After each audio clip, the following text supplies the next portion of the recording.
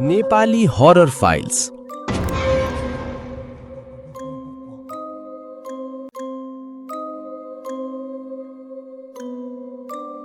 यो घटना गोर्खा जिल्लाको एउटा दुर्गम गाउँमा सन् 2018को औँसीको रात भएको बताइन्छ। यस घटनाका मुख्य पात्र हुन् 32 वर्षीय अर्जुन। आज पनि उनी त्यो रातको बारेमा खुलेर बोल्न चाहँदैनन्। गाउँका वृद्धहरू भन्छन् त्यो रातपछि अर्जुन उही मानिस रहेन।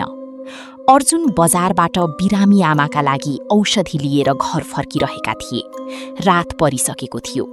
वर्षा रोकिएको थियो, तर जमिन अझै भिजेको थियो। जङ्गलको बाटो हुँदै पुरानो शमशान पार गरेपछि मात्र गाउँ पुगिन्थ्यो। त्यो शमशानबारे गाउँमा एउटा पुरानो विश्वास थियो। यदि औँसीको रात कसैले तपाईको नाम लिएर बोलायो भने कुनै हालतमा पछाडि फर्केर हेर्नु हुँदैन। अर्जुन शिक्षित थिए। उनी यस्ता कुरामा खासै विश्वास गर्दैनथे। तर त्यस रात सबै कुरा बदलियो। शमशान नजिक पुग्ने बित्तिकै जङ्गल एकाएक अस्वाभाविक रूपमा शान्त भयो। केही क्षण अघिसम्म कराइरहेका झ्याउकिराहरूको आवाज पूर्ण रूपमा हरायो। हावा रोकियो। रुखका पात समेत हल्लिन छोडे। यस्तो मौनता जुन सामान्य थिएन। अचानक पछाडिबाट एउटा महिलाको मधुर आवाज आयो। अर्जुन।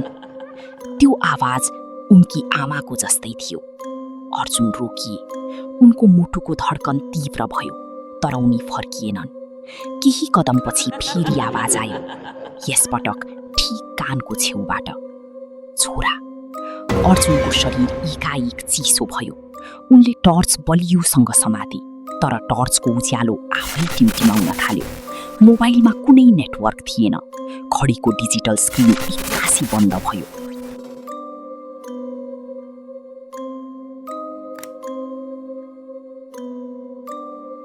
त्यसै बेला बाटोको बीचमा कसैको खुट्टा देखियो।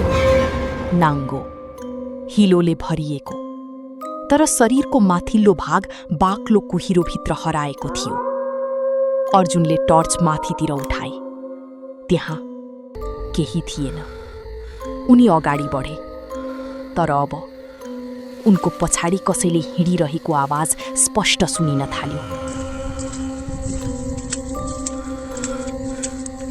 हिलोमा कसैले नाङ्गो खुट्टाले टेक्दै आएको जस्तो। अर्जुन रोकिन्थे, आवाज पनि रोकिन्थ्यो। उनी हिँड्थे, आवाज फेरि सुरु हुन्थ्यो।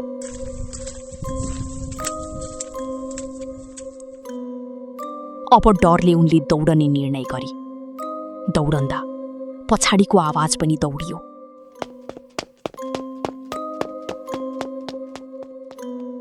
तर त्यो पैतालाको आवाज मात्र थिएन। अब त्यसमा सानो बच्चाको हाँसो मिसिएको थियो। अर्जुन अचानक चिप्लिए। टर्च टाढा खस्यो। टर्चको उज्यालो घुम्दै शमशानको एउटा पुरानो चितातर्फ रोकियो। र त्यहाँ पहिलो पटक उनले उसलाई देखे। सेतो होइन, कालो र खरानीले ढाकिएको शरीर, लामो अस्तव्यस्त कपाल, मानिसभन्दा अस्वाभाविक रूपमा धेरै लामो हात। आँखा थिएनन्। त्यहाँ केवल कालो खाडल थियो। तर त्यो सिधै अर्जुनतिर हेर्दै थियो। उसको मुख बिस्तारै खुल्न थाल्यो, तर आवाज बाहिर आएन। आवाज अर्जुनको दिमागभित्र सुनियो। फर्केर हेरिस् भने तिमी मेरो हुने थियो।